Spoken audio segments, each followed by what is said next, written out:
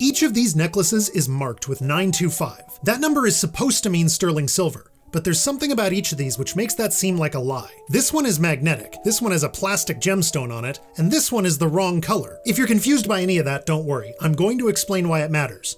But I'll start by telling you that only one of these is fake. The one in the middle? First, let's discuss a few basic details. Silver isn't magnetic at all, but it is the most conductive element. Copper comes next and then gold.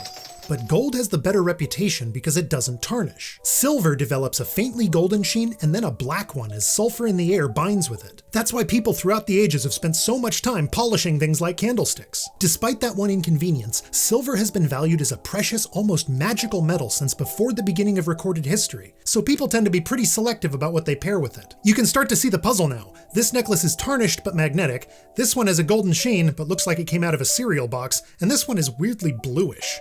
Remember though, only one of them is fake, and I'm gonna prove that by breaking out the touchstone. Now, when we test gold, we use different strengths of acid to dissolve different carats. When we test silver, we're looking for a specific color. A scratch from something that's 100% silver will show up as a bright, borderline glowing red, whereas a scratch from something that's 80% silver will be a little bit closer to orange. Since sterling is 92.5% silver, its color should be somewhere between those two. Yes, that one in the middle!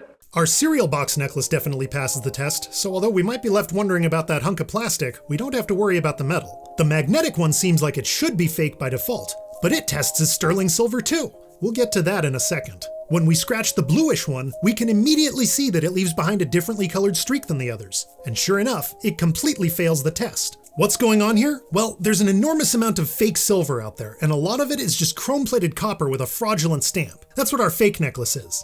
This real necklace is magnetic because the sterling was made with nickel instead of the more standard copper, and nickel, along with iron and cobalt, is magnetic. Incidentally, even though there's nickel in this necklace, the term nickel silver refers to an alloy that doesn't actually have any silver in it at all.